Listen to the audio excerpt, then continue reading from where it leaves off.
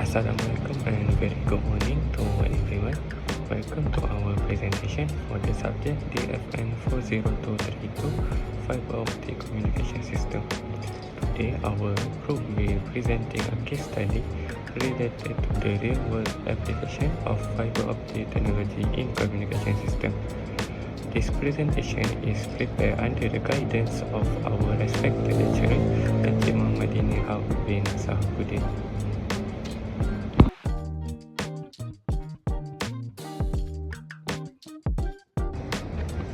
Starting with introduction, fiber optic communication system play a crucial role in modern telecommunication, providing high speed and reliable data transmission over long distance. This case study explores key components of fiber optic system, examine loss involved in transmission, and analyze the power link budget for design and efficient network. By understanding these factors, engineers can optimize system performance and ensure effective communication system infrastructure.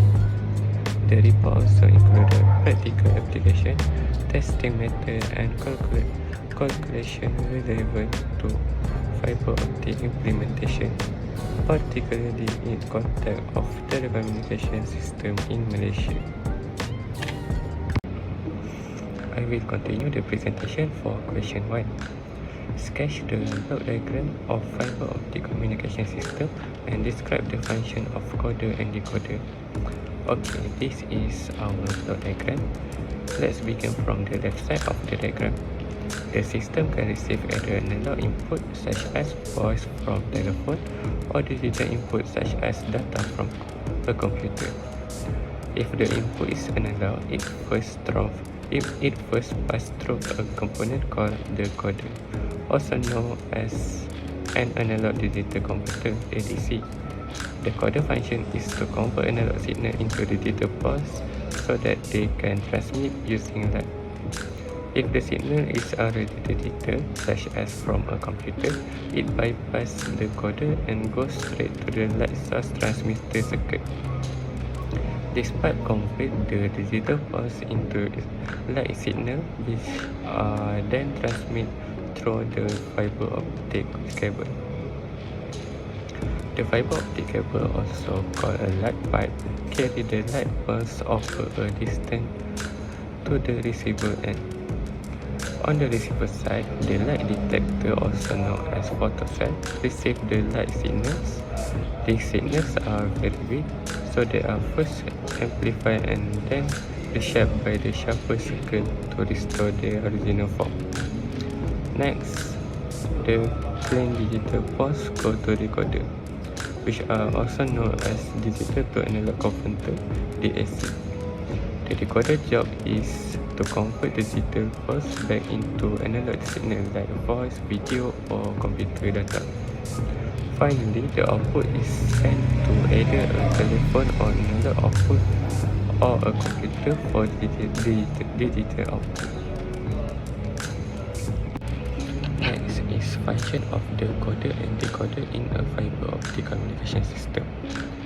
On the left side, we have the coder, which function as analog to digital converter (ADC). Its main role is to convert analog signal such as voice, video, or other data into digital signal at the input stage. For example, when we speak or send video, those are analog signal. The coder change them into a digital format so that they can be transmitted through the fiber optic system. If the input is already in digital form, like computer data, coder can directly send it to the light source transmitter circuit, which then send the signal through the fiber. On the right side, we have the decoder. Decoder job is the opposite. It converts the digital signal received usually in the form of light pulse from the optical fiber back into analog signal, such as voice or video if needed. However, if the signal is meant for a computer, it stays as digital output. Okay, on this slide, I will explain 4 types of connector in fiber optic system. As you can see, we have LC and SC.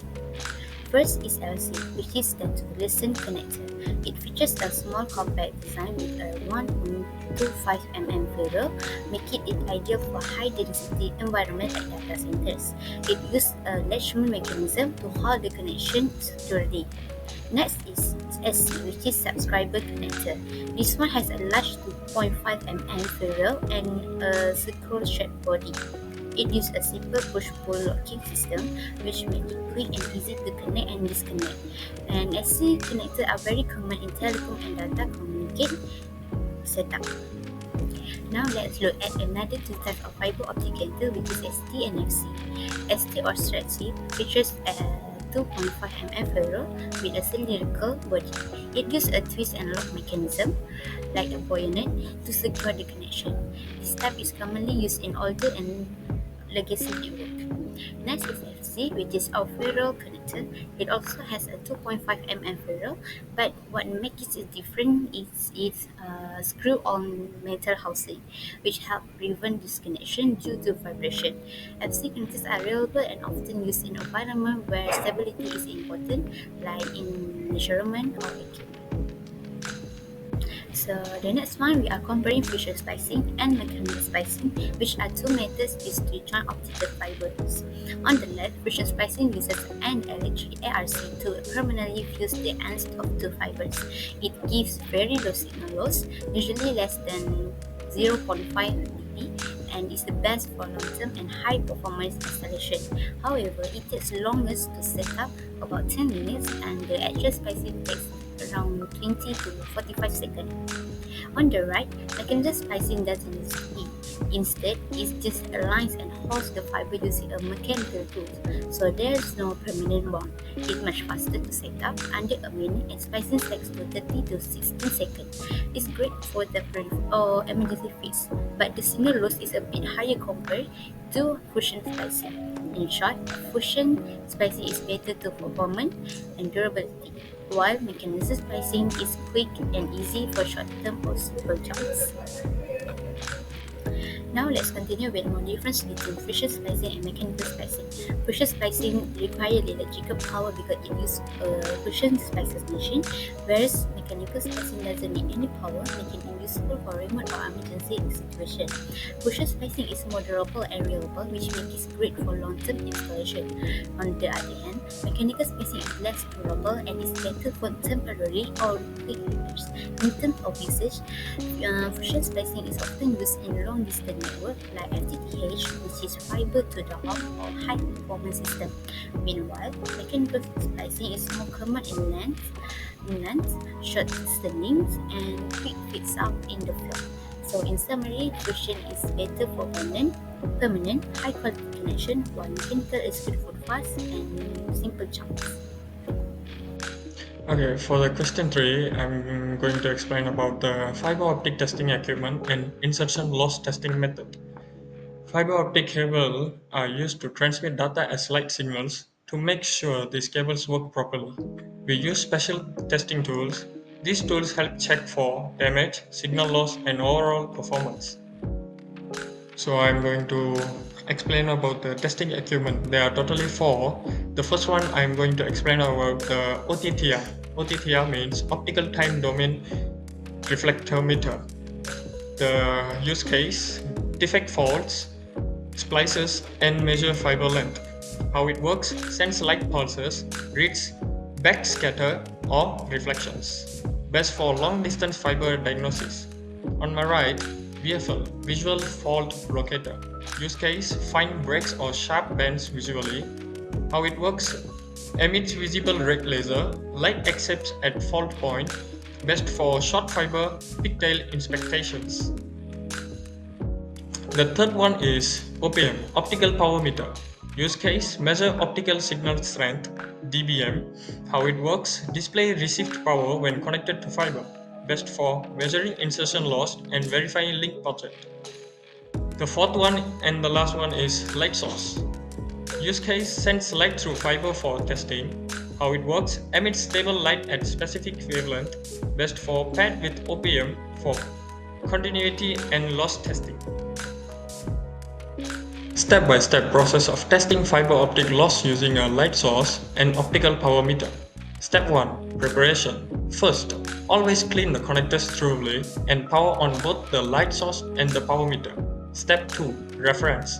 Next, connect the light source directly to the power meter. Set and record the reference power, which is usually set to 0 decibels. Step 3.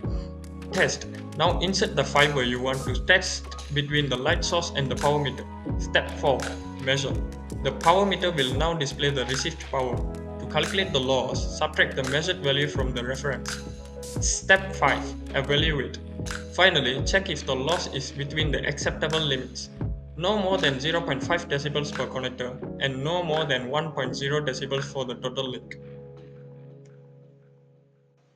Let's go through this fiber testing flowchart step by step. First, we start by cleaning and checking the connectors. Then, we set the reference power to 0 decibels.